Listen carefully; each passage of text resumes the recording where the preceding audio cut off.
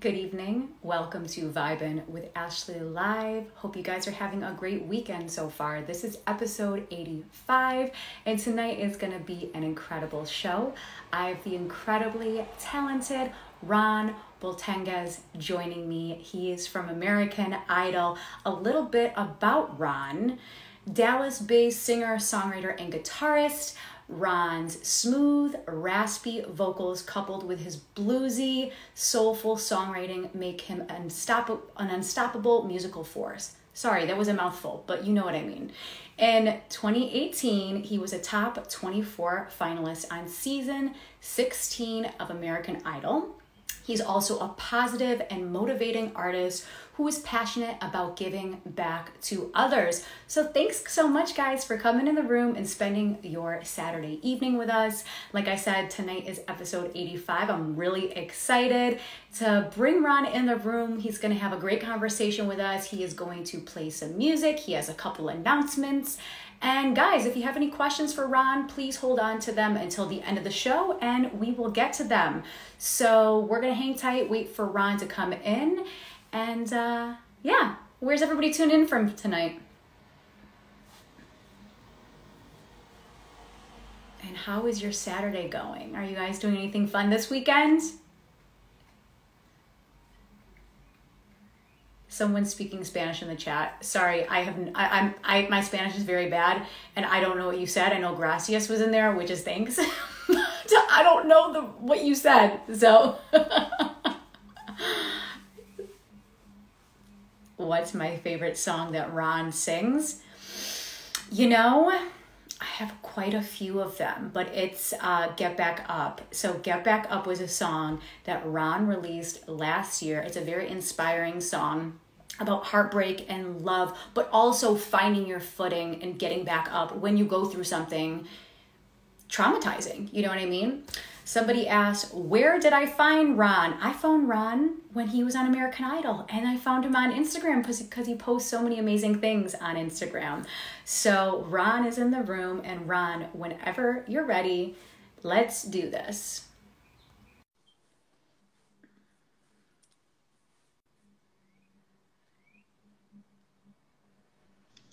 Hey, Ron. Hey, I brought back the American Idol look. Yes, let's do it. Let's do it. Ron, thank you for joining me this evening. I'm so excited to talk to you. Thank you for having me. Thank you for having me. I'm excited to be here. Yes, we're going to have a great conversation. You're going to do a little, I was going to say song and dance. You're not going to dance for us. You're just going to sing for us. So. I mean, you never know. Hey, you never know what could happen. It's Saturday night, right? Yep. It's Saturday. My days are so lost. I was like, it's definitely not Tuesday. Yeah. No, it's not Tuesday. It's the weekend. We're partying, right? Yeah. Or if you're a dad, then you're, you know. It's all just kind of, I think ever since COVID started, all my days just got blurry. Yeah. You know what I mean? Like, it's just all, and I think I haven't gotten clear since. No, I know what you mean. You're like, okay, today ends in Y, but I don't know if it's Wednesday or Sunday or what day. And then like, yeah. It was just weird to know exactly what day and time it was. Exactly. I don't know what day it is, but it's 5 o'clock somewhere. That's all I know. Exactly. Cheers to that, right? So Ron, I start each show off with a song lyric. So tonight I'm going to use a song lyric from John Mayer's Gravity that was released in 2006. I know you love John. I'm going to say some song lyrics and tell me what this song means to you. Cool? Mm-hmm. Let's do it. Gravity is working against me, and gravity wants to bring me down. Oh, I'll never know what makes this man with all the love that his heart can stand. Dream of ways to throw it all away. One more time. One more time for the people in the back. Gravity is working against me, and gravity wants to bring me down. Oh, I'll never know what makes this man with all the love that his heart can stand. dream of ways to throw it all away. Hmm. John Mayer is so poetic, and I don't think he gets enough credit. You Oh my know, gosh, the guy's a genius. And, that's kind of a lot of my love for music starts off, or its songwriting starts off with poems. So people like John Mayer just really inspire me. hmm I think with that lyric, and what I love about music, sidebar, is that, I can write a song with a reason in my heart for writing that song.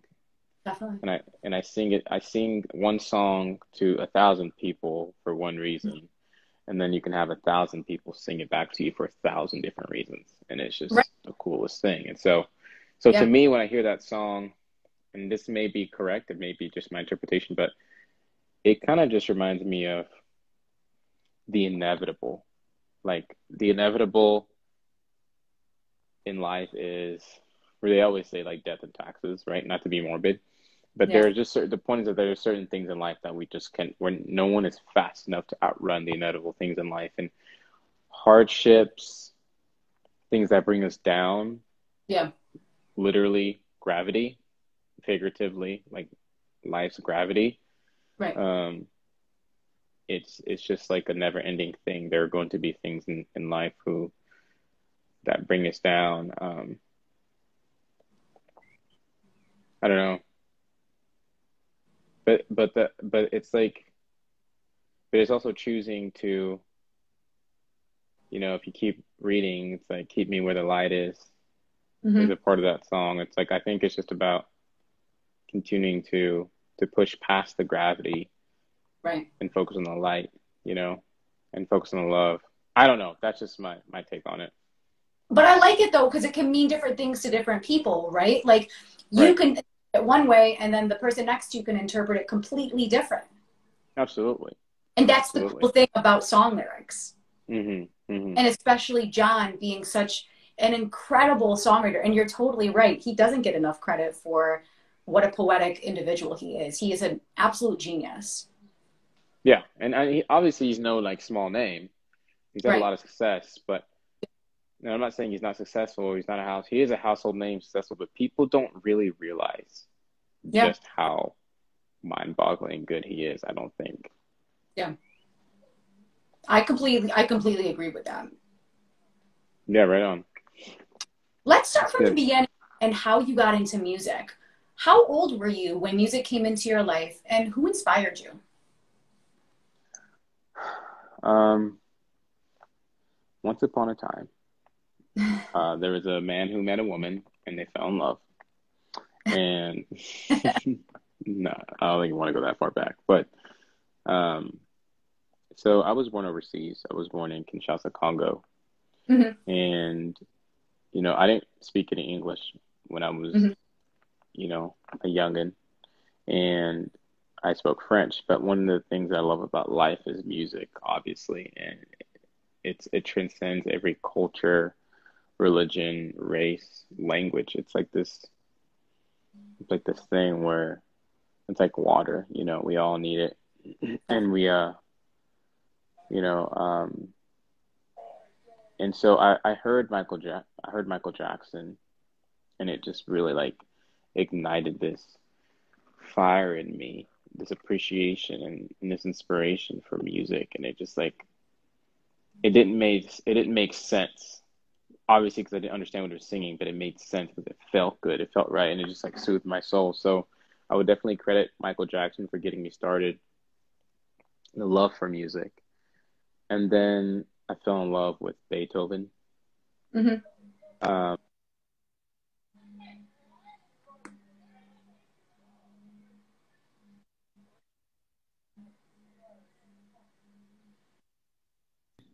I'm sure you did. I did not hear you come in. I heard you break up for a second. Okay, cool. But I fell in love with Beethoven, and what I call Beethoven's music is like it's a very good. Beethoven's music reminds me of my life, which is just hmm controlled chaos. It's controlled Yeah. chaos. It's so many moving pieces, and it's so complex. Yet sometimes it's so simple, and Right. I don't know. I feel like my life has been very dynamic with that very, very extreme lows and, you know, villages, African life. And then there's been like Beverly Hills, Hollywood, Madison Square Garden life as well. So my Yeah. life has just been a very dynamic thing. Right. And so, Michael Jackson, Beethoven, and then whenever I started to get more Americanized with American culture, I completely fell in love with Kanye West. Yeah. Um, yeah, so just kind of all those. I think those are the three biggest influences was Michael Jackson, Beethoven, and Kanye West. Hmm. So how did you know you actually wanted to do music? Like, was there like this aha moment and you're like, oh my gosh, I want to sing and I want to play guitar and I want to play piano. Did you ever have a moment like that? No, I didn't actually. So my love for music was as a listener, as a Hmm. fan. Yeah. It wasn't like it wasn't from the perspective of like, oh, I want to do music one day and I want to, um, become famous or whatever. It was just like I'm passionate about um, the the self-expression, you know. And then it wasn't until like high school people started hearing me sing. Like I'd like if I was walking home with friends and I'd be singing along to a song, they'd be like, "Whoa!" Or I'd be like at the grocery store and I'd be singing and like I still remember I was at Kroger, if you know what that is. Yeah. Yeah, I was at Kroger. It's this grocery store, and I was like kind of like singing while I was like shopping, and then this kind of sweet old woman, he goes, "Oh, you've got such a lovely voice," you know. Aw. So it was just a compilation of different moments where like a woman that fostered me was like, you have such a cool voice. You should be a singer. Right. And I just thought, I genuinely, honestly thought people were just being nice to me. I Interesting. didn't know that I didn't know that I could sing until I was older. Wow. So yeah, it wasn't this, I'm not like some kid, when I was on American Idol, everyone was like, oh, I've been singing since I was two, or my mom put me in singing when I was in first grade or whatever.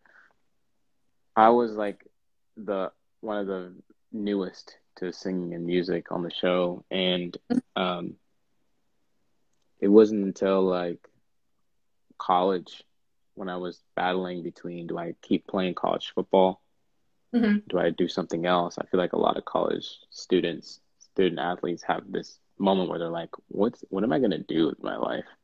Yeah. And I met a producer who was like, man, I think you're super talented. I think you should pursue music and drop everything else. I was like, so that's kind of when my journey started. It was literally like mid college. Really? That's Hmm. so cool though, because you're right. There's some people that are like, oh yeah, I started singing it too. But when people around you are like, Ron, you're amazing. Like, you need to do this. Like, I support you. I think that's really cool when people that you know and don't know reach out to you and say, you have this talent. Like, you need to bring it home and just show people what you're capable of. I think that's really cool. Yeah, So, thank you. Yeah, yeah, didn't mean to cut you off. no, I'm just saying, I'm just very grateful that other people kind of kept pulling, Yeah. um, you know, tugging at me to pursue that dream and that Hmm. passion, that talent, really, because it was just a talent at first, not like a Definitely. dream. Yeah. But hey, I mean, you were singing and people heard you and they're like, who is this guy? Like, you need to do this. Yeah, it's crazy how it's all played out. Yeah. How would you describe your music? Like a buffet restaurant. That's how I Interesting. describe my music. It's like a buffet restaurant, and when people, especially when I deal with people in the industry or like a label or like blah blah blah, they're like, so like, what lane are we gonna market you in, or what lane are you of like? I'm like, what are you gonna eat for the next 10 years, Yeah. right? Like, Yeah. you're not gonna eat breakfast every day for the next 10 years, are you? Right. And that's why I say it's like a buffet. It's like when you come into the musical journey that is me. It just depends, it just depends on what I'm feeling, what I'm inspired by, what happened recently, what am I dreaming of at the moment, um, what are other people around me going through, Hmm. what's happening in the world that I feel like it just depends. So I think that I've kind of diverted from explaining my music into like my voice is raspy. Right. Um, I tend to lean a little more like minor notes, minor chords, and kind of bluesy, soulful. But ultimately, like my latest release is like I put out like a pop reggaeton record. It's like Yeah. very, it's a Latin record. I put out like a Sam Smith, Luis Capaldi piano ballad. Learning to Love is like a Nashville country pop thing. Yeah. Um, I got R&B coming out. Like I'm featured on some hip hop stuff. I think now more than ever we live in an era where musically anything goes. And I used to Hmm. be so caught up in like I have to know who I am musically or else I'm gonna seem confused. And I used to kind of feel bad about myself because I couldn't pinpoint. I was like I couldn't pinpoint what my sound is, and then I finally got to the point where, like my sound is all of it. As long Yeah. as it comes from my brain and my heart and my voice, it's me. So I have to find a way to shorten that answer, but that's the answer. No, I know what you mean, though, because when you said all that, like it's bluesy, but it's folk, but it's country, but it's raspy, like it's all these beautiful elements. And I love to ask people that question because some people are like, oh, like I'm a pop singer, or oh, I'm this. But I think it's just sometimes it's not so cut and dry. It's like I am all these beautiful elements. I could do any genre. I just do the genre that I'm feeling. Like you could write a song, not even know what genre of music it is, and then Hmm. write it and come out with it. And it's like, okay, well, what genre is it? It doesn't really Hmm. matter. It's just like this song that you put into the universe. Right. Yeah. So I guess it's almost like for me, it's like what what genre is that song is probably the more accurate thing for me. Yeah. Yeah. So Justin Bieber, John Mayer, Ed Sheeran are a few musicians that inspire you. What Hmm. about their artistry speaks to you? Yeah. So as I kind of started to, so the Beethoven, Kanye, Michael Jackson like was like my jump start that got me to fall in love with music. But Hmm. as I started to kind of like, find my sound and what that sounds like, I found myself doing like similar things like musically, vocally, writing wise as those artists, John Mayer, Ed Sheeran, Justin Bieber, you know. Give me one sec. I gotta get the door real quick. Yeah, no worries.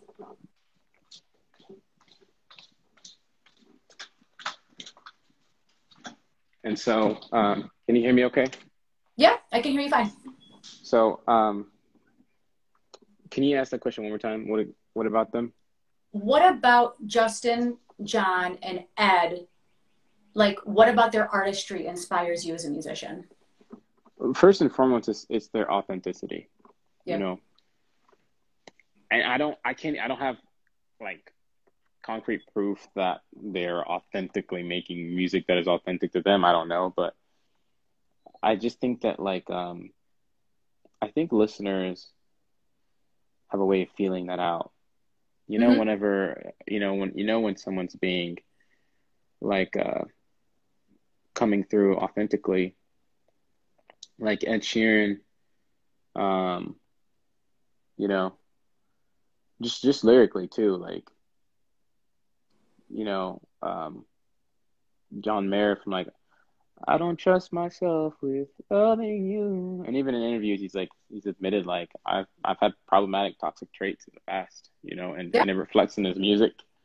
And Bieber, I just have a lot of respect for him, because it's not easy to have 60 million people worshiping you as a teenager and Yeah. being able to like develop in a mature way where you don't, like so I think that he's done a lot of the stuff that he kind of had to do because he was like this kid puppet that the industry was building, Hmm. and he's developed into like himself.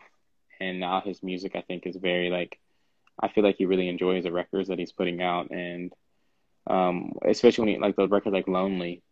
Hmm. I think that's just so authentic, and I love that authenticity. And Yeah. then, yeah, and John Mayer, like I said, is just so, he's got the perfect balance. Because when you create music, there are two people, you're like two listeners. There's like the music listeners, and your fellow music creators as well. Hmm. And John Mayer completely impresses both sides, Yeah. um, because he is he is catchy, and I hate to use the word commercial, but he's catchy and commercial enough Right.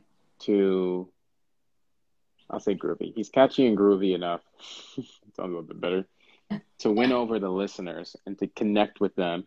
But he's Right. also like musically inclined enough, theoretically inclined. Now I'm not a theory genius, but I know he is, to be able to like do things in the instrumentation that like, if you know music, you're like, oh my gosh, did he just do that and this and combine it? And you Yeah.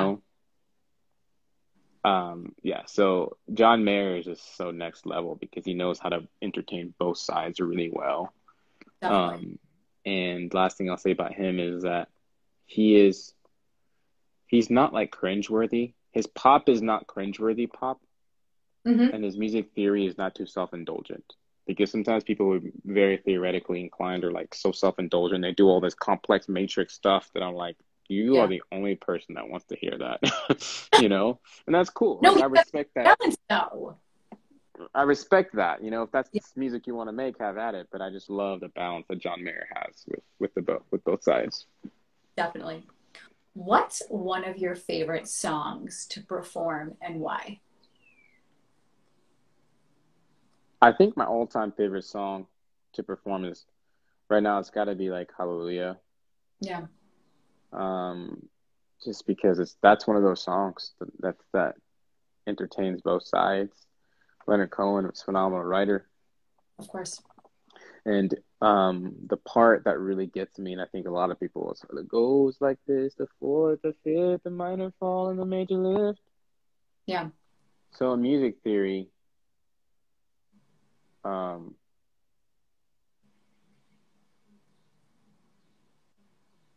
it's like theoretically, it's just to explain it. He is singing the lyrics and he's making it go with the theory that he's singing about.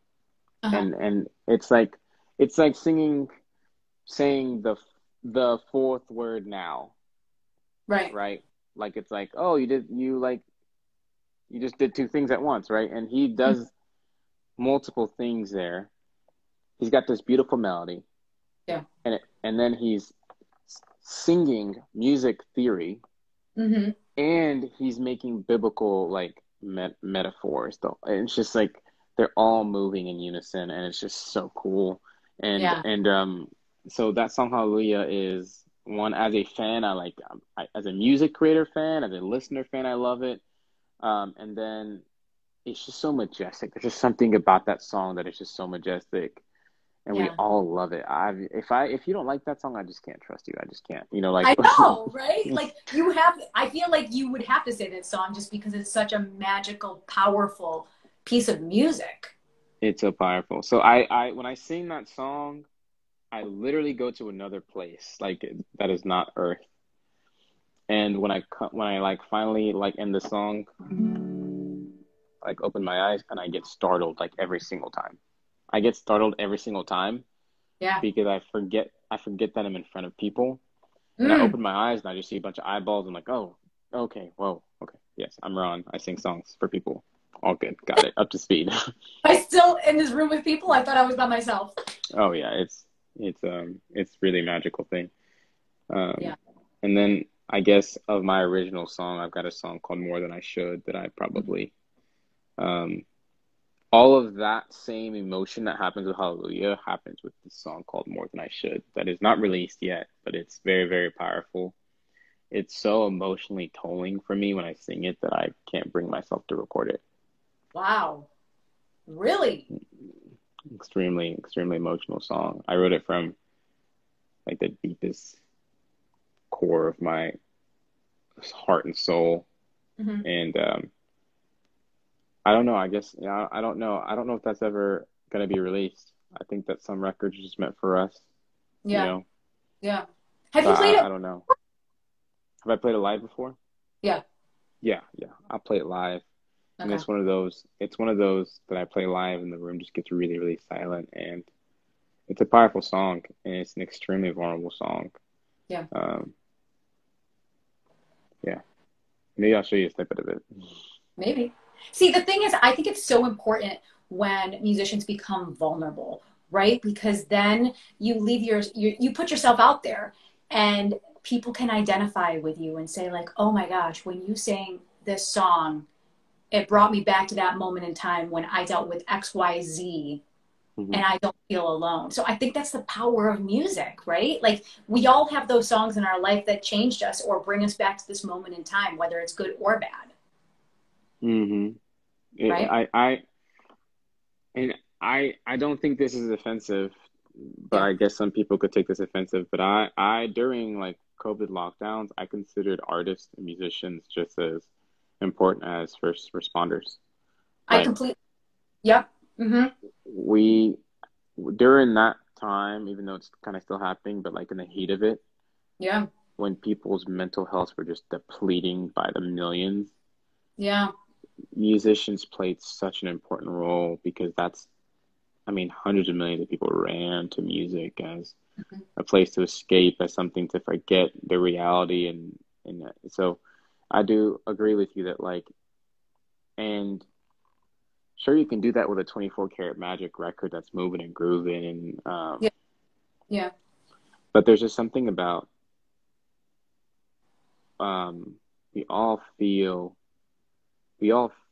right, just that's not one of our senses, like we all feel, Definitely. um and when you can create a record that makes people feel something, that's when you connect the most with them. And Hmm. so it is important, I think, to be authentic and to be vulnerable because it allows people to feel like, hey, like I'm not alone. Other people feel this too. Right. Hmm. And it's like sometimes people feel like, oh my gosh, I'm the only person in the world going through this. But if you said it to somebody, you would find out that like other people have gone through similar situations. Maybe not the identical situation, but something somewhat similar. You know what I mean? Hmm. Yeah, yeah. Um, and I think that like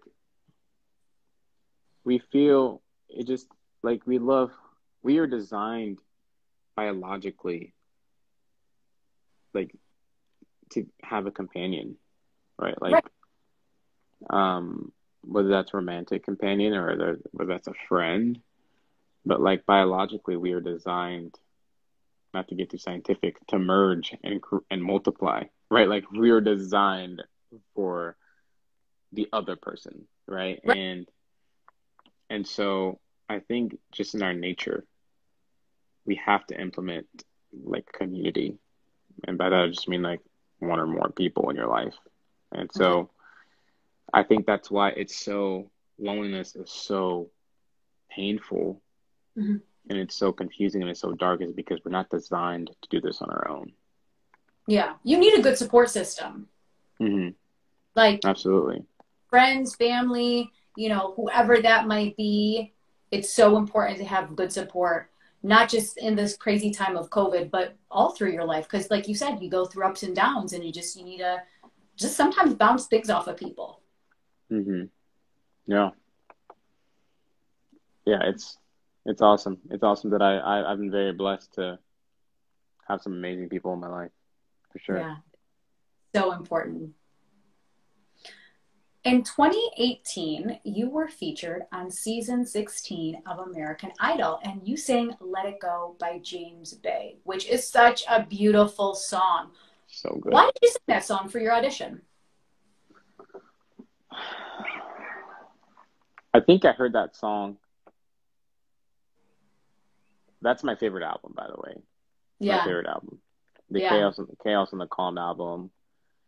It it really made me want to do this thing, the yeah, guitar singing thing.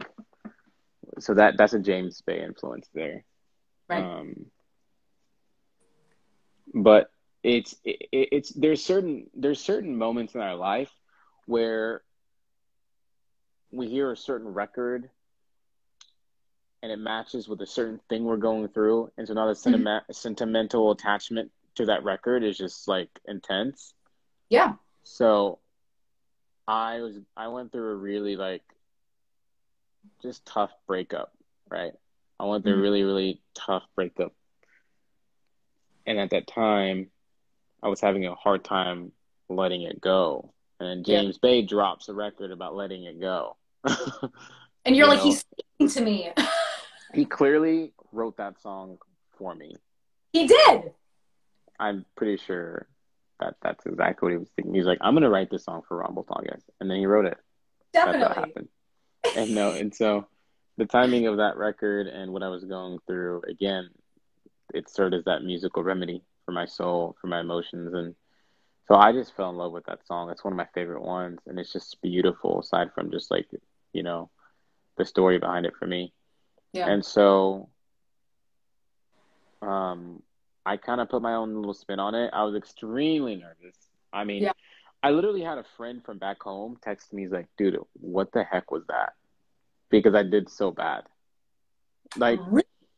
oh yeah. So the people who've heard me live and the people who know what I normally sound like, they're like, "Bro, you did not do very well." I was like, "I know."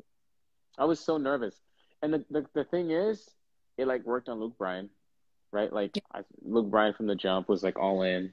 Um, there's a lot of like judgment stuff that happened, and I don't mean judgment like in a, you know, just judgment from the judges from the show. A Yeah. lot of judgment stuff that didn't all get aired, but I got a lot of really great feedback from Katy Perry and Lionel Richie. And Luke Bryan he was just a fan from the jump of my, because like I said, that was me really going into it. I had been really like trying to do that for like less than 2 years, right? Like Mm. at that point, I was like less than 2 years in, and so um, that was I was very raw and unpolished, and Luke Bryan loved that. And I know Katy Perry was like, you know, I think you're talented, but I don't think you know who you are yet as an artist, as a singer. And Lionel Richie starts talking to me about the Commodores, and I'm just like, wow, Lionel Yeah. Richie's talking to me about the Commodores. It's like Ice Yeah. Cube telling you about his day back at, you know, NWA and Compton. I'm just like, you know, it's just crazy. And Yeah. so he was just like, you know, back in the day when we were trying to get in, we wanted to, we didn't know how to get in, so we just kind of sound like everybody else and what was working. And essentially, they were just like, when you find yourself and you know what your voice is, um, you know, and then eventually, so they said no. They said no to me, and I was heartbroken. And they Yeah. brought me back. I know, but that's amazing. How did it feel when they brought you back? Were you like, what the heck happened? I I was really confused. Um, and I know there's people who are like, "Bro, that was staged. That was staged, right? Like you knew you were gonna go." And I was like, "No, absolutely not." Yeah. I was staying at the Hotel Pennsylvania right across from Madison Square Garden. This all Yeah. happened in Madison Square Garden Hmm. and in New York City. And so I go back to my hotel, and a lot of people don't know, but like the number was like kind of like wrinkled up because I crumbled up my number, like the little number you wear, and I threw it. I was so mad. I was like, After your audition. and they said no to me. And I was mad. I was just upset. They kept trying to like get me to bash American Idol on camera, but I was like, no. So I was just like, you know what? If it's meant to be, it's meant to be, kind of thing. Yeah. And so I get asked, they do these things called confessionals, which is where like you go in the room before you sing, and they're like, so are you excited to sing? You know, you interview with Ryan Seacrest before and after, whatever. Right.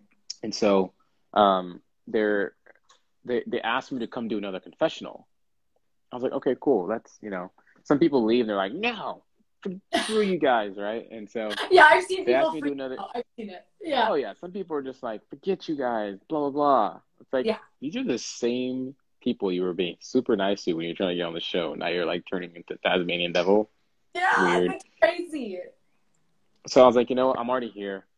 Like I might as well just do it. So Right. I go to do the confessional.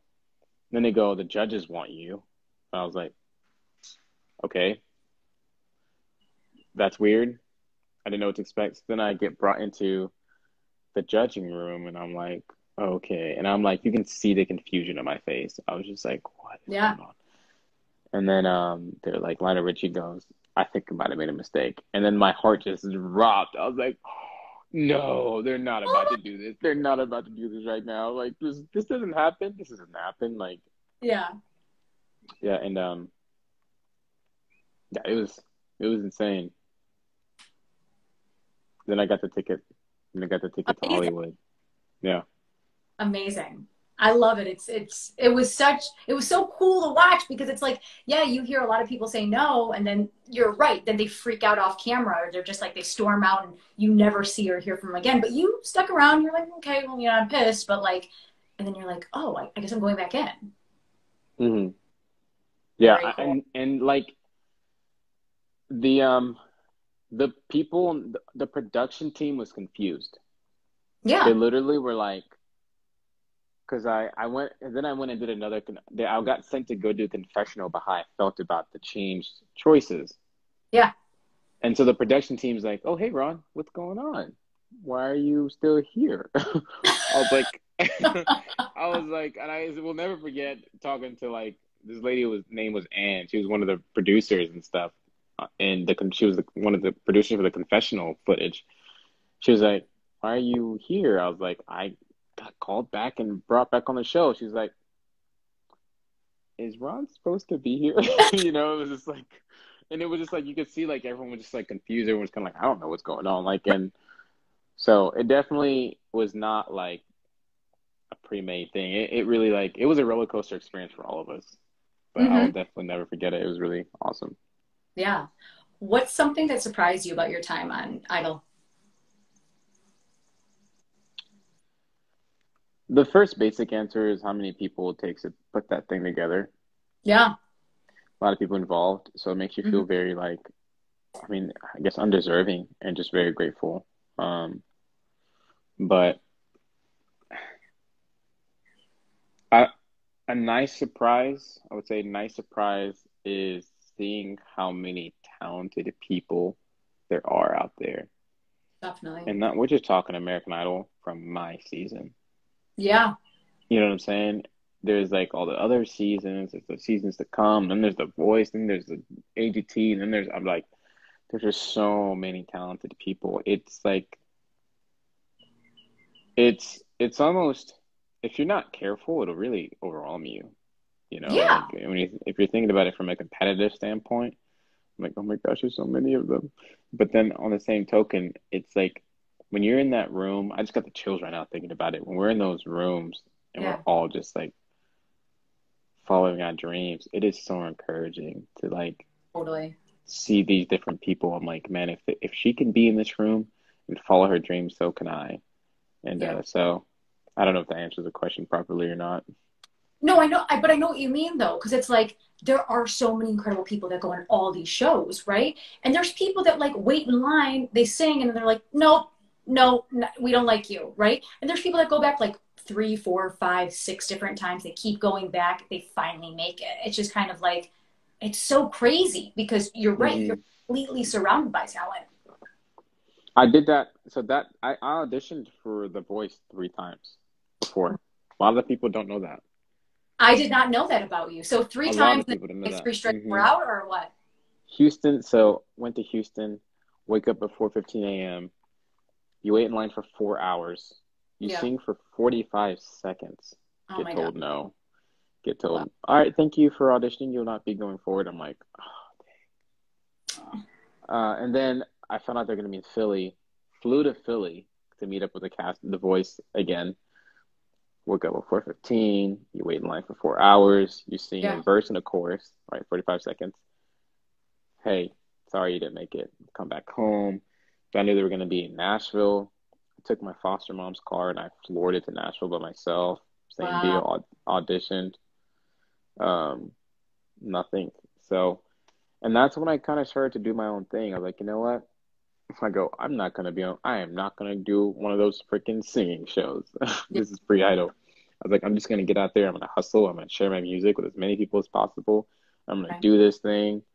And then I got like I got reached out to by this guy, and he emails me and he goes, "Hey, my name is Josh, and I'm with American Idol." I was like, "Okay, Josh from American Idol," like because like Are you real? they don't email people. I was like, and he had like the very very first old American Idol like logo on his email too. I was like, Interesting. Josh, come on, Josh. You think I'm Josh, gonna fall for this? Josh, you think I'm gonna fall for this, Josh? And but then I was like, I don't know, man. He has like an American Idol email address. right. So I was just like was confused. Um, and then I was like, I called him and we talked, and I was like, oh my gosh, this is legit. So what they do is they find different people that they want to invite to come audition. Like you should come audition. You still have to like, you still have to like get. It's ultimately the judges still have to like you, Of but there are course. certain people that they're like, hey, we think you should come audition. No promises, but you should come audition. Yeah. Hmm. I've heard both ends of that. I've heard, hey, somebody saw my stuff on YouTube, somebody came to one of my shows and approached me, and I stood in line for 7 hours. Like I've heard both ends of the spectrum, and I think everybody has a different journey. Yeah. And then after, what was his name? Josh? Hmm. So Josh told you to come on, and then that's when we saw your audition. Yeah. So Katie Turner, I don't know if you know her. She was like the really dorky girl with glasses that was on my season. Yeah. She was right before me, and she waited in line at I think like Disney World or something. One of the Disneyland, Disney World, one of the two, whichever one's in Florida. She Oh, I she know. Yeah. waited. Yeah. Yeah, I'm like I know that you differentiate, but I think by California and Florida. I think Just Disney. but yeah, one of those Disney places. Yeah. Um, and she literally just walked up and just waited in line. And so everybody kind of has their own different journey, and that's kind of beautiful because that's kind of how life is. Yeah, definitely. So I would love to talk to you about your mentors because before we hopped on this interview, you told me you have three mentors. And I was like, oh, I wonder who his mentors are. And then when you told me, I was like, I kept getting shocked. So for the people that do not know who Ron's mentors are, they're Akon, Teddy Riley from Blackstreet and worked with Michael Jackson, and Dennis Graham, who is Drake's dad. So I would love to dig into each three of these mentors, how you met them, because now when it comes to music, like you told me you text these guys. I'm like, what? This is awesome, Hmm. Ron. Yeah, it's definitely like, when I was in my bedroom starting to mess with the guitar, I had no idea what was gonna happen. Yeah, Like if you would have told me like half like almost any of the stuff that's happened, I'd be like, okay, yeah, whatever. yeah, But here we are. This past week, I've been sending around my songs. So I've got like these different people in the industry that mentor me, and yeah, I kind of like bounce ideas off of, and I bounce records off of, just to kind of get their background. And they're very straightforward guys, and they're very encouraging, but they'll be straight up with you. right. So first, out of that group, what I meet first? Out of that group, I met.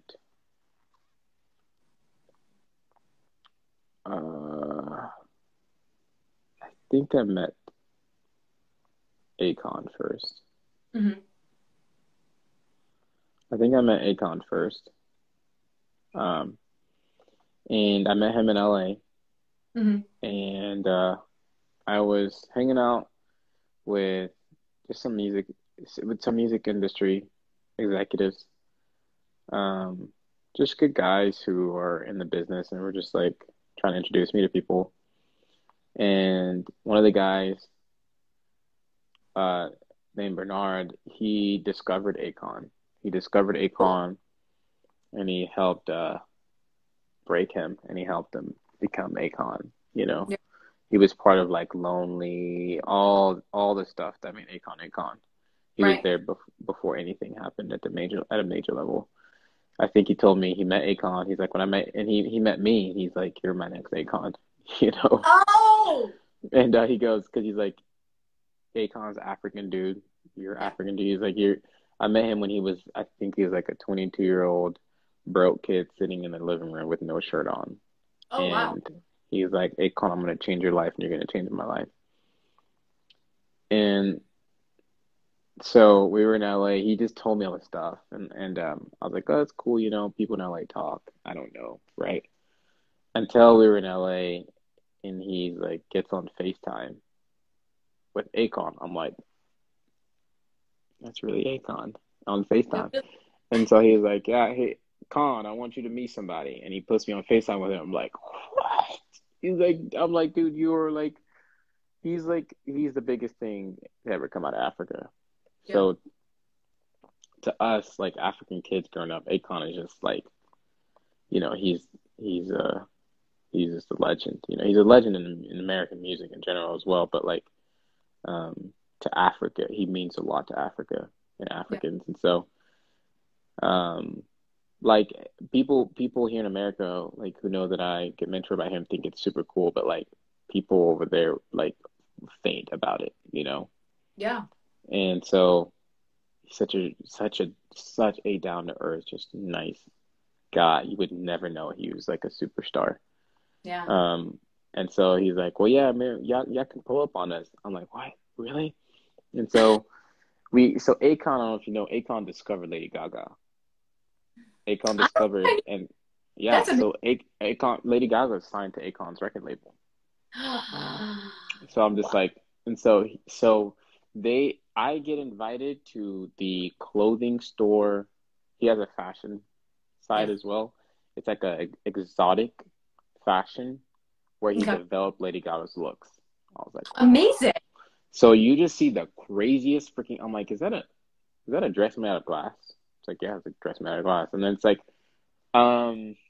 Velcro hat. Like the whole hat is just like a Velcro. It's just like everything, anything you can think of. Yeah. And so I go there and then shortly after, like maybe a few days after, I was one of these executives. I was like, hey, we're going to Drake's house. It's like, what?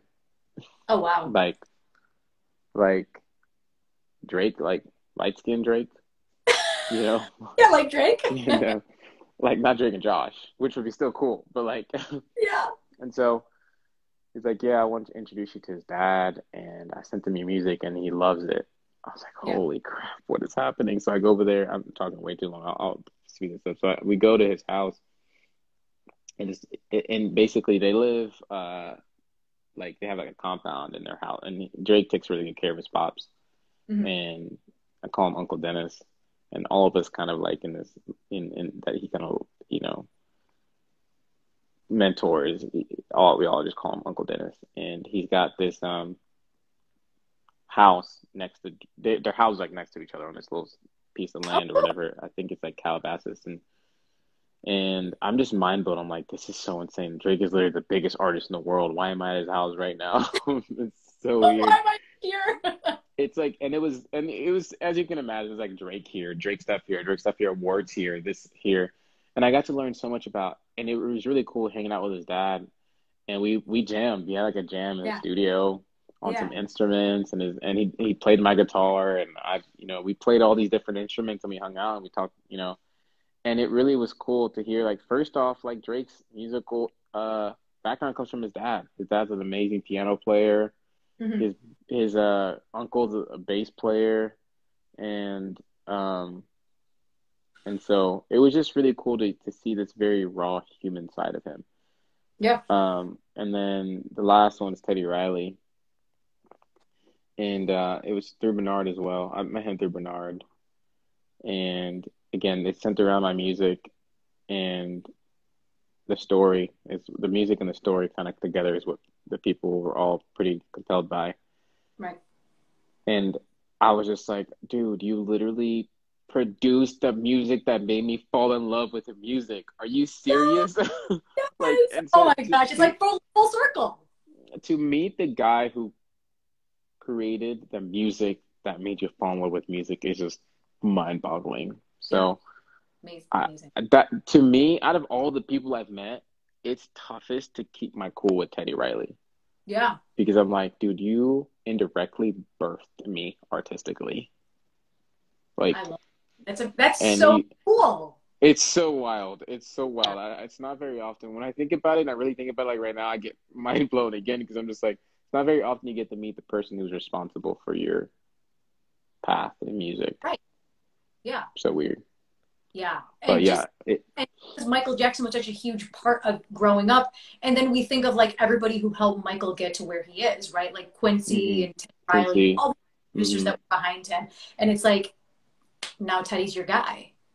Yeah, yeah, it's That's amazing. insane. So, and yeah, I was sending them my new release, and they all loved it. Yeah. Um, so it's pretty exciting to kind of get like it's like getting the judges' votes again. Yeah. You know. Yes. Oh, I love that. So cool. So, Ron, tell us what's coming up. I know you have some new music on the way. Can you tell us a little bit about it? Yeah, I haven't talked about it yet, Uh-huh. but I can talk about it now. I cut my hair off, right? Ah, I'm yes. bald now. I'm back to short hair Ron. And the reason why I cut my hair off is because I want to feel like I'm being real Yeah. all the time. Right. And so I just kind of want to do things and wear things and eat things and do everything. I want my whole life to just be one Right. real thing.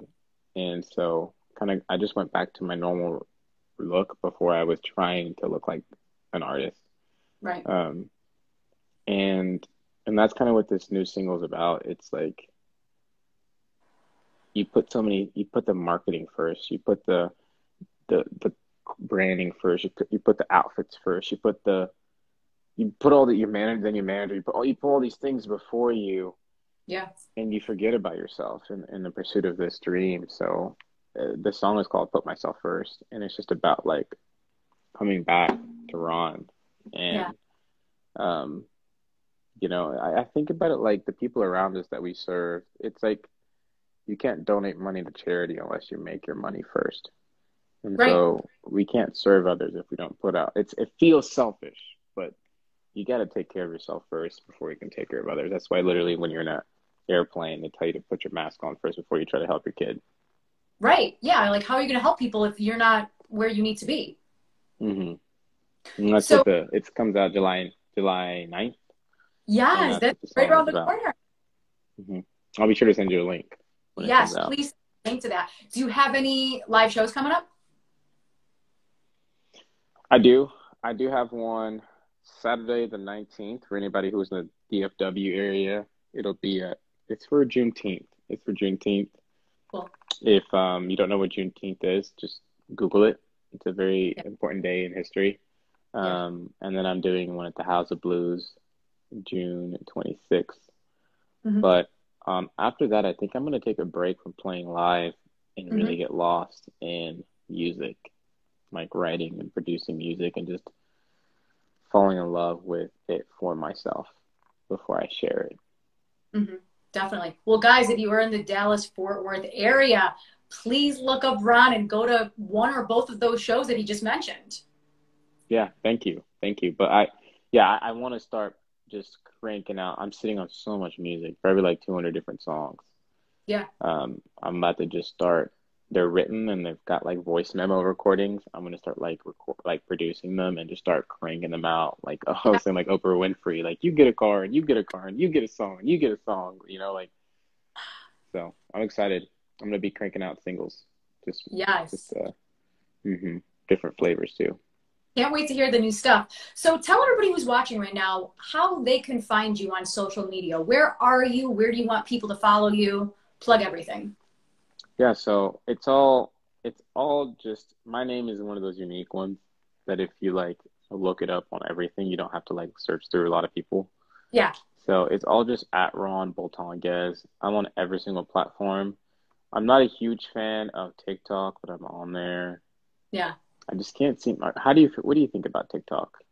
I think it's good for musicians because the thing is, if you, so I'm just going to pin this really quick. I think it's perfect for musicians because you can literally just go on TikTok, sing 10 seconds of a Teddy Riley song, right? hmm and then people are like, oh my God, I love this song. Or then you can sing like, you know, a John Mayer song. So the cool thing with musicians, it's just really, really, really quick hits. And people Hmm. love music. Like you said, like during this quarantine, we all listen to music.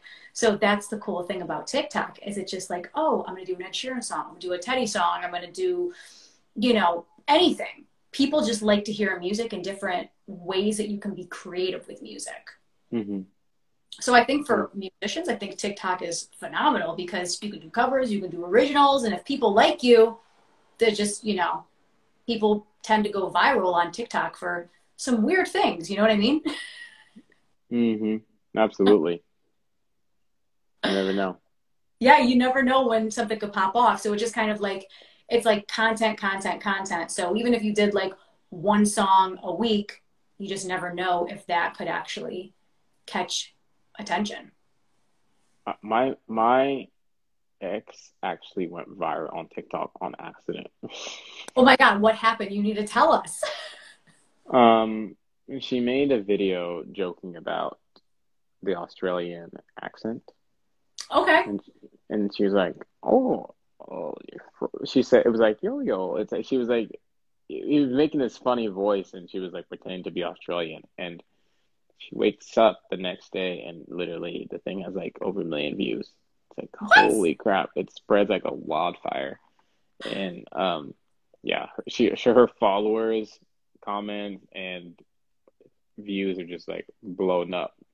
Yeah. And then she like it's a funny thing. She's like, you can. She goes. I think she was like, you can talk to my people now. She got famous quick.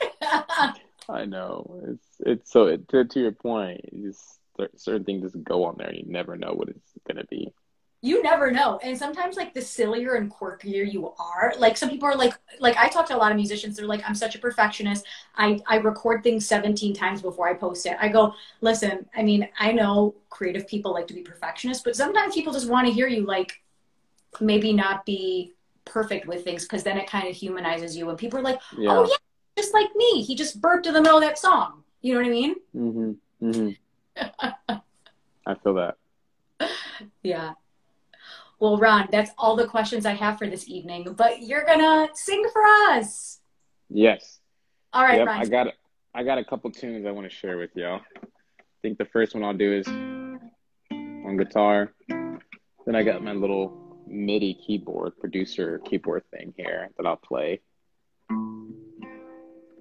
I don't know what I'm gonna play yet. Still. Okay. I'm gonna play you the song that I said that is really emotional for me that I wrote. Oh my It's gosh. called I wasn't planning on playing this because it's so emotional and it's I'm honored, I'm honestly honored that you're gonna play this. oh thank you. It's called More Than I Should, and in 2018, after following American Idol and all that stuff and the contracts and the life change, all this stuff, I hit rock bottom Mhm. and my mental health was like at ultimate low, and I ended Yeah. up in a hospital, like a psych hospital Oh my for a gosh. while.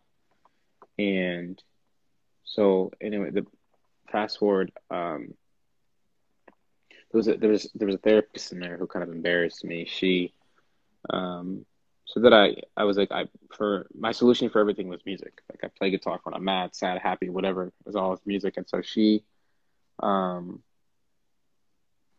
told me I had an unhealthy obsession with music, and it was like embarrassing because I was like, that's kind of what I do for a living, and that's you know, me and Yeah. my music are inseparable. So like to tell me I have an unhealthy obsession with music is it's not a thing to say to a musician, And so um I like snuck out the hospital, like act like I needed to go to the restroom when I snuck out, and Mm. then like the police brought me back, and so then when there was a nurse that kind of sidebarred me, she was like, "Hey, sir, there's this guitar that's sitting in the closet that's been sitting there for a long time. Like during recreational time, like I'll bring it to you."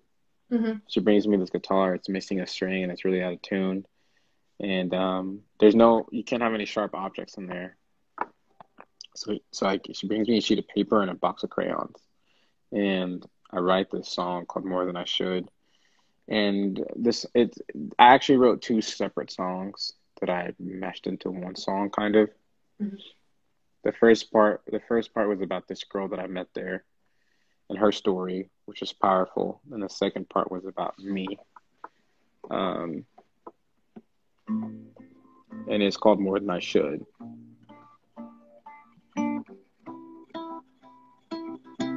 It was like this.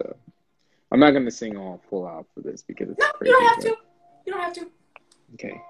It goes, you were barely a teen, and your father did things no man should ever do. And the scars that you wear, like bow ties in your hair, you wake up and fake it with so much makeup you hate it. And I know no one understands your pain. Nobody has had to face your demon. And I know that when you listen up real close, underneath the songs you sing, you're screaming. And I don't have to understand you to be there for you. And in the darkness, I still feel you. I still see you. You're my diamond on a moon.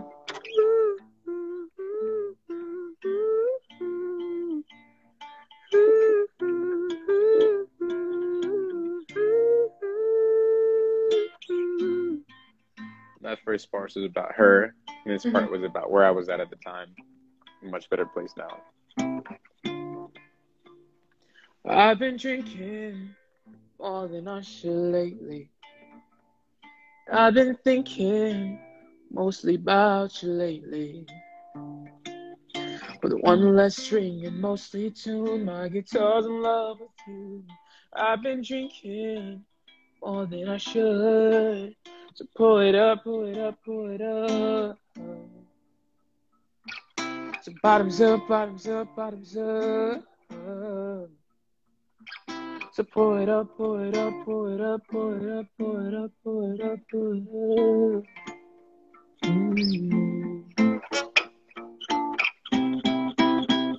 Well, I've been drinking more than I should lately. And I've been thinking mostly about you lately.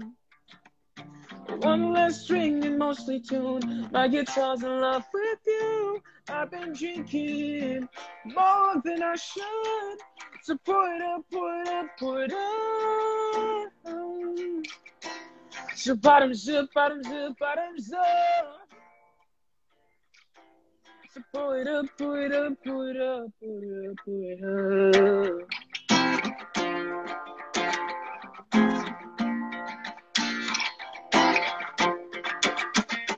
No, no, no, no, no, no.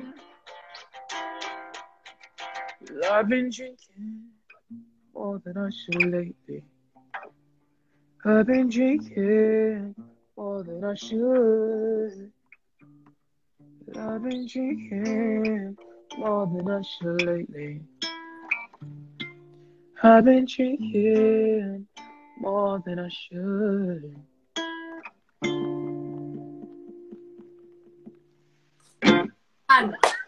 Thank you, thank you. Thank you. Thank you so much.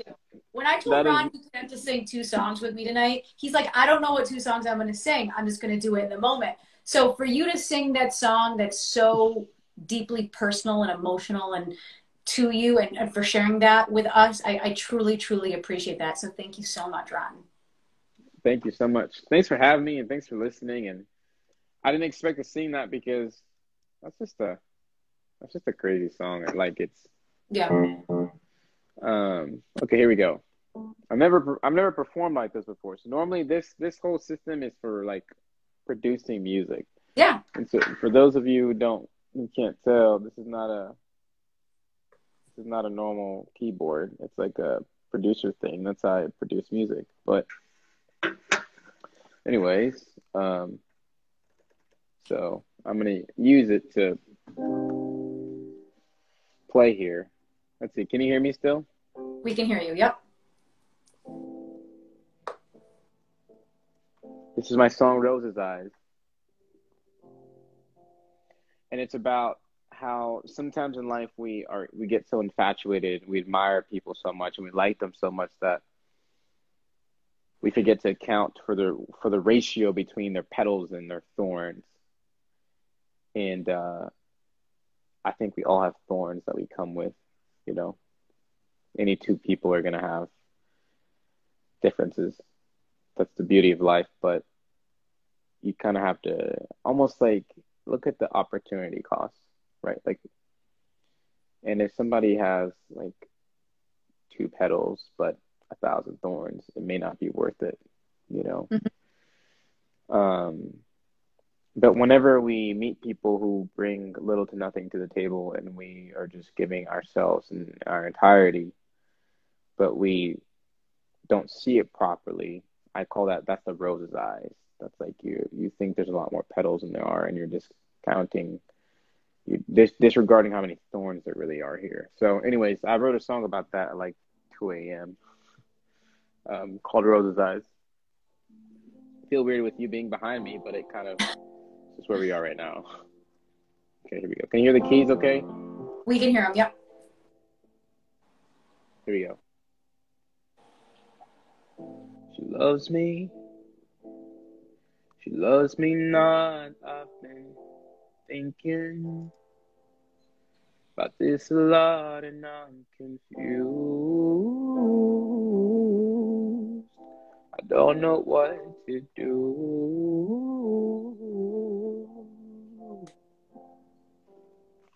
The seasons, they come and go. There's no reason to stop the flow, just let it do. Know your heart is true.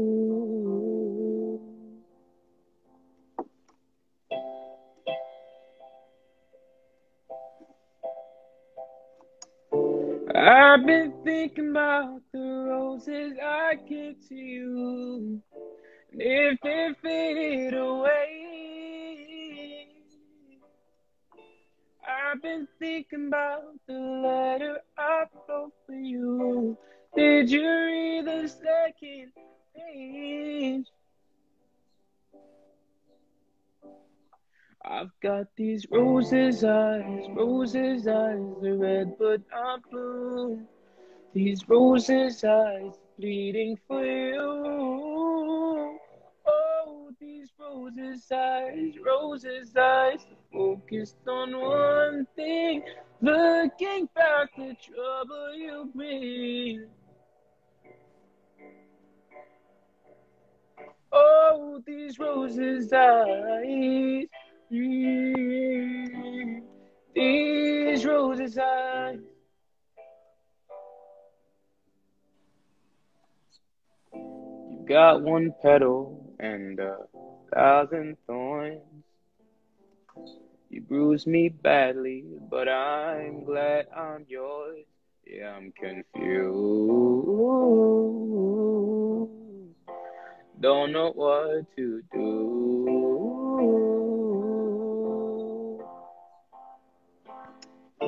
I've been thinking about the roses I gave to you.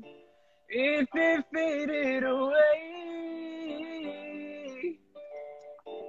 I've been thinking about the letter I wrote for you. Did you read the second page? I've got these roses' eyes, they're red but I'm blue. These roses' eyes are bleeding for you.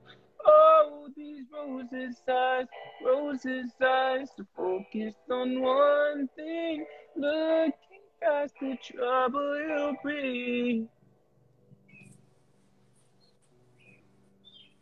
You crucify me for someone else's sin.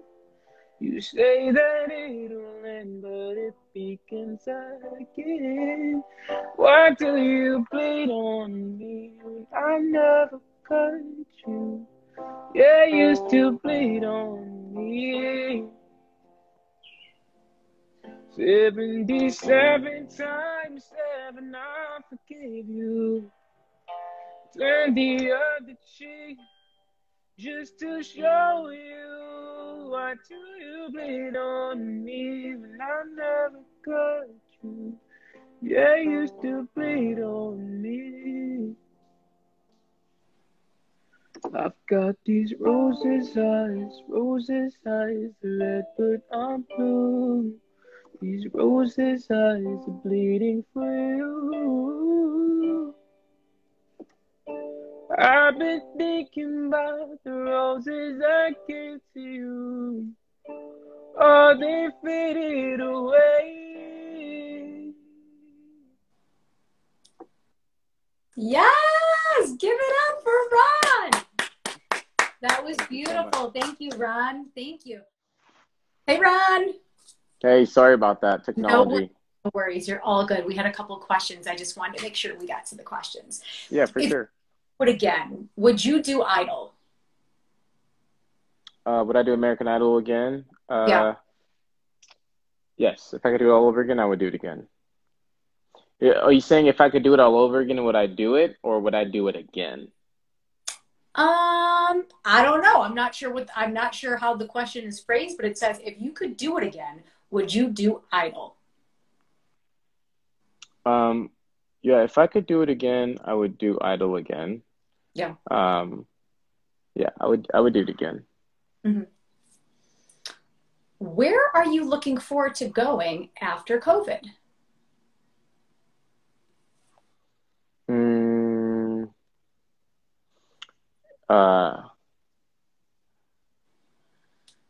I'd love to go to Canada to visit my grandfather. Mm-hmm. He's like an angel of a human being. He's one of my favorite people. He is just this perfect heart, Mm-hmm. So I'd love to see him.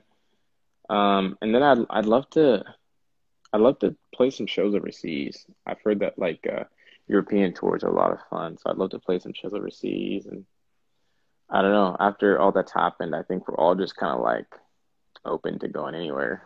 Yeah, anywhere. I'll go. I'll just drive a half hour. Just put me on a plane. Just drop me off anywhere. You know what I mean? Yeah, I feel that. Let's see what. When and where is your next show?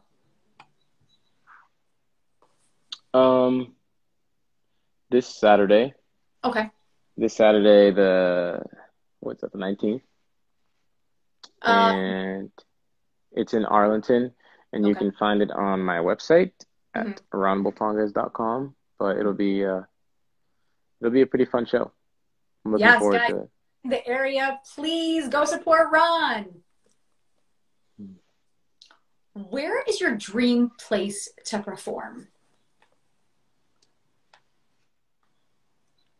My dream place to perform would have to be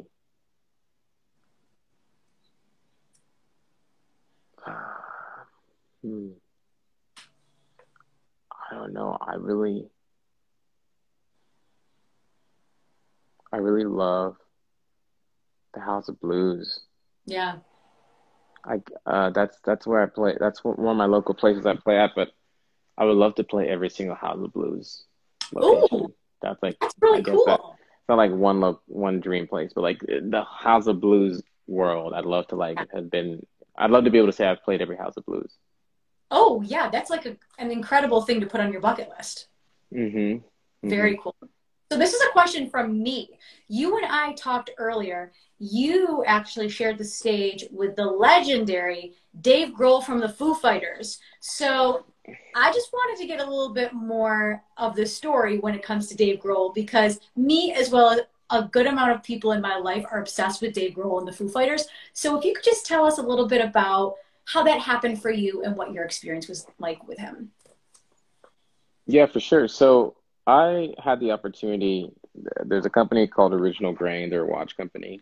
They make OG watches, and they sponsored me. And they like reached out to me. And they're like, "Hey, we're going to sponsor you. We want you to come out to Beverly Hills, and we want you to perform at the Beverly Hills Hotel Hmm. for Autism Speaks, Red Carpet, blah, blah, all the fancy smancy stuff that I personally don't really care for all that fancy smancy stuff. Like I'm here for the music, but it's an opportunity to raise money for a good cause and to play some music. I was like, count me in. Found out that Jamie Foxx was going to be the headliner. I was like, Hmm. oh my gosh, that's insane. Yeah. Corinne Fox's daughter was Beat Shazam. She's like the host of Beat Shazam, the TV show. Yeah. And it's Jamie Foxx's daughter. And I was like, oh my gosh, she's hosting. Jamie Foxx is headlining. This is just going to be the biggest opportunity ever. Then I found out that Jamie Foxx double booked himself. His team or whatever double booked him because he was filming for Django. Hmm.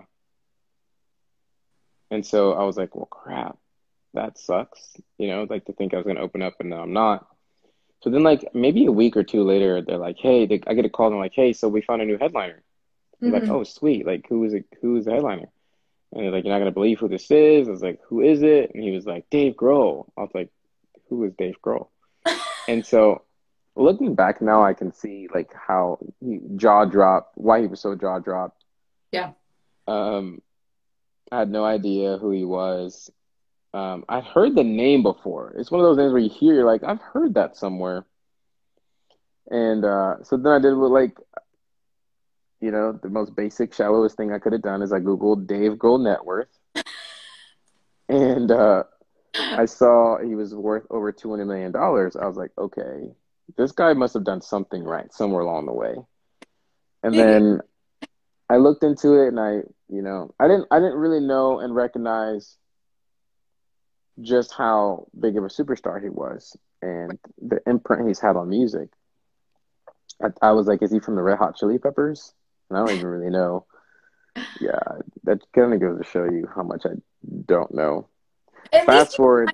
right, but you were kind of in the right genre because, you could have said he's a country artist, but no, at least you went to the alternative rock genre. You were kind of in the Thank same, you. you were Yeah, there. I was like, yeah, yeah, exactly. I Yeah. appreciate the credit. So I fly out to Beverly Hills, super cool experience, the red carpet, blah blah blah. There was so many, and the thing about like Beverly Hills and Hollywood, there's sometimes like celebrities who will like be rude to you because you don't recognize them. Yeah. Super weird. And so there was like a lot of that going on. I was just kind of minding my own business. Hmm. And so I performed. And then he performed with his daughter Violet, who's super awesome. He played acoustic guitar, Yeah. and then she sang. They did a daddy daughter duet. It was so precious. Oh, that's so Um, cute.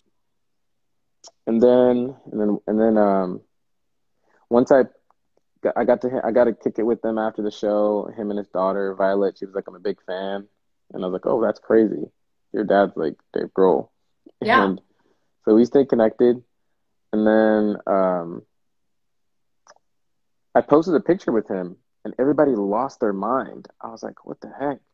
Then that's whenever like I realized like Kurt Cobain, Yeah. Nirvana, like Foo Fighters, and I just realized just how much this guy has done. I was like, holy crap, what a legend. Yeah. I love it. I think that's such an incredible story because you met him, but you didn't really know who he was. So you weren't like fangirling over him. Because I feel like most people would be like, oh my God, Dave, you're amazing, you're amazing, you're amazing. Like you are like legendary, Mm-hmm. like be Mm-hmm. weird. But like you were just a normal guy and he was normal with you and it was all good.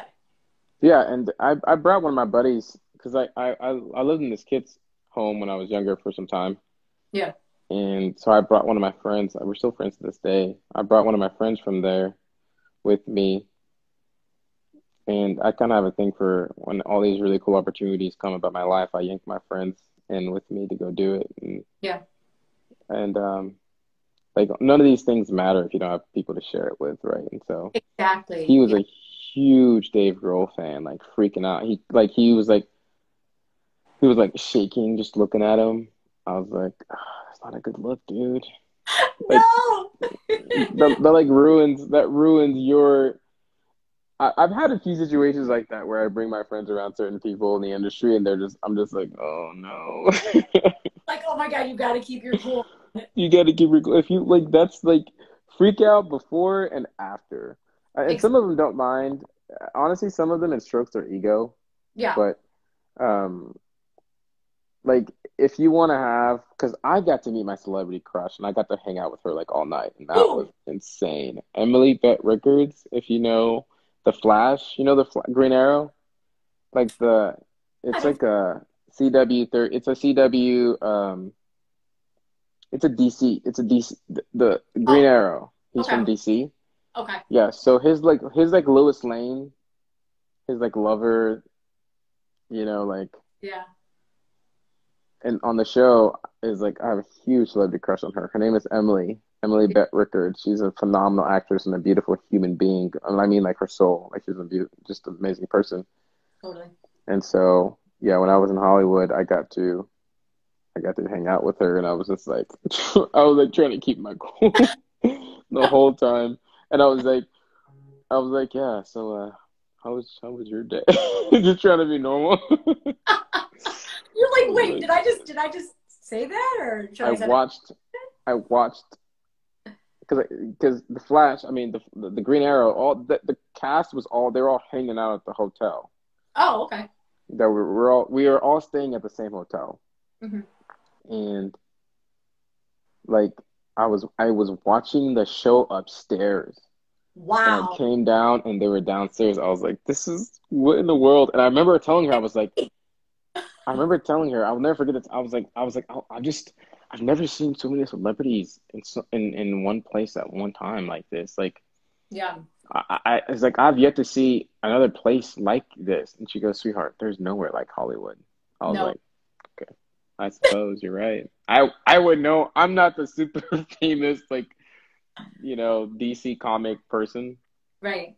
but I've played all over the country, and there's nothing like Hollywood. Definitely not. It's a league of Mm-mm. its own. Mm-mm, mm-hmm. I'm more of like give me some land, and I'm more of a country Yeah, kind of person. definitely. So, Ron, for people who are watching this right now, how can they support you in your musical journey? Um, I was, of course, there's like and I appreciate you for asking that. There's in these weird times, like one of the best ways to support any artist is like going to buy their merch. So I have Yeah. like CDs and shirts and hats and whatever on sale on my store, but quite honestly, like that's not even where a lot of my at the forefront of my mind when I want people to go do something. It's just to go stream the music. Yeah. So I would say actually just go stream the music. There's a link in my bio Okay. that basically I think when you click on it, it gives you like this. It's like the best of Ron Bultongez, and it has like maybe 4 or 5 tabs you can click on for different Mhm. ways to stream my music or buy my merch. Yeah. But if you just, I guess that's the answer. Click on the link in my bio if you want to Yeah. support me. Um, but streaming the music for me and for every other artist is the best thing you can do is support our art by like streaming the music. Yeah. And if you like the music, share the music. Don't keep it to yourself. Like, let people know, like, hey, I'm listening to this, because you just never know who could become a fan from there. And just, it's all word of mouth. And that's so important to let people that you know what you're listening to. Yeah. And I love that you do this show and give people a platform to be able to share their stories and their hearts and their Yeah. songs and Yeah. stuff. So, this ecosystem music industry world is really supported by people like you who share other people's talent. So I really appreciate you, and I know that you have added value to the lives of many creative people. So thank you for doing what you do. Oh my God, thank you, Ron. Thank you. A lot of people don't say that to me. So when someone says it to me, I'm just like, thank you so much for saying that, because I love what I do. I love talking to you guys. I think you guys have so many incredible stories to tell. And it's like, we want to know about you. We want to know about your music. We want to know when the shows are coming up so we can support you, because you are number 85, Ron. This is the 85th You've episode. been you've I you've appreciate been it. at it. So you've Yes. been at it. You've shared a lot of people. So you're a piece of all those people's story, and that's just such Yeah, a special thing. definitely. On Yeah. It's, behalf of on yeah. behalf of all the other 84 people, I just want to say thank you. A big old thank you. Hey, sometimes it takes 85 times to get that yes, right? It's like me trying out for American Idol and I got 84 no's, but you're the one yes. Sometimes that's what it takes, you know? Definitely, definitely. Ron, any final words for the room? I think that if there's anything of value that I can leave with anybody is to encourage them to I this is not to get too philosophical here. My last thing is that I think whether it's I kind of start to see this like there's a search that people go on towards like maybe usually at the end of their high school Yeah, when societal pressure creeps in, go to college or go do this, go do this. You've got all these voices that are telling all these people what to do with their lives. right.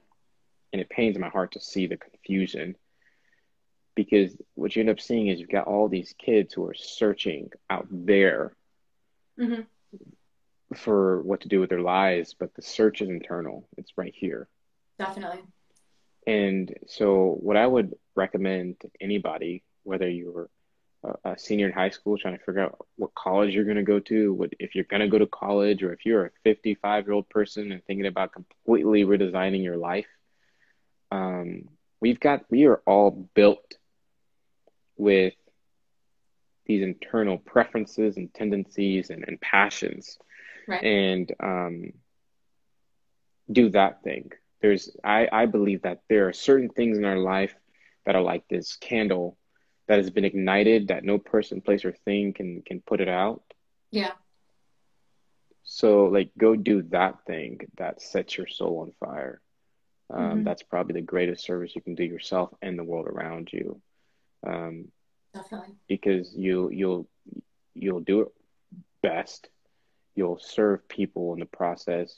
You'll set an example for your friends and family and your kids and your aunt and uncles that like if I can do what I love, you can do what you love. And you know, I read something from Buddha recently. I'm not a Buddhist, but you know, Hmm. I love all truth and positivity. And it was like the trouble is we think we have time. Yeah. I'm like, man, Yeah. we kind of go about this life with this like, I'm gonna play this one safe. I'm Right. just gonna I'm gonna play this one safe. And Yeah. reincarnation, I've never died. I can't tell you if reincarnation is a thing or not. I Who don't think it is, knows? but it could be. I could have been a lion in my past life. Who knows? Yeah. Right? Yeah. That might be why I like this. I don't know. But like the, the point of what I'm saying is we literally do not get a second go at this thing called life. Yeah. You got to make this one count. And the way you make it count is by doing that thing you were built to do. Yes. Yes. Do what sets your soul on fire, and you need to look inwards, and your soul will tell you exactly what you need to do. I I can tell you exactly when I taste Chipotle, my soul's like yes, right? When I pick up the guitar and I strum, my Yeah. soul is like yes.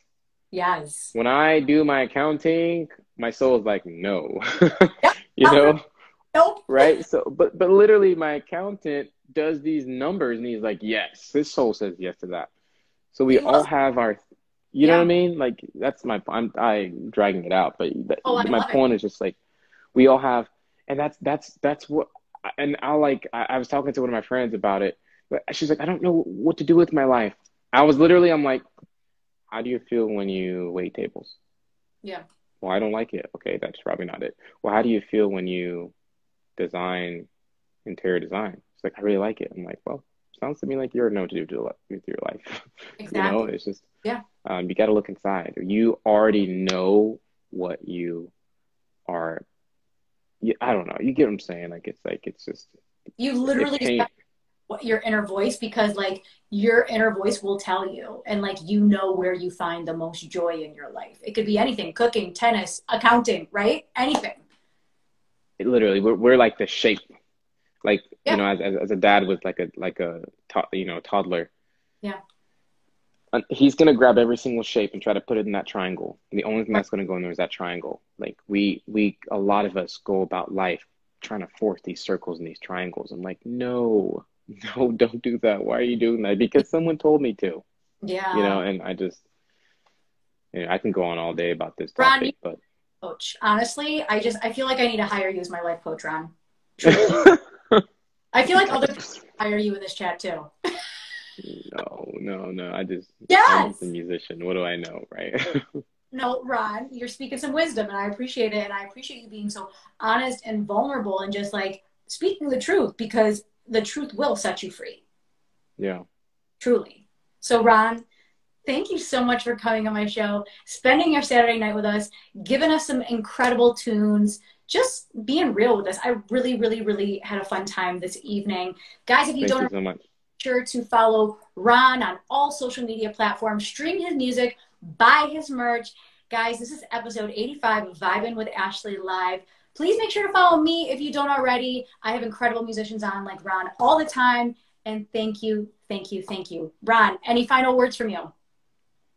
Just thank you and God bless. I hope you have a good night. Have a great weekend, guys. See Bye-bye. you.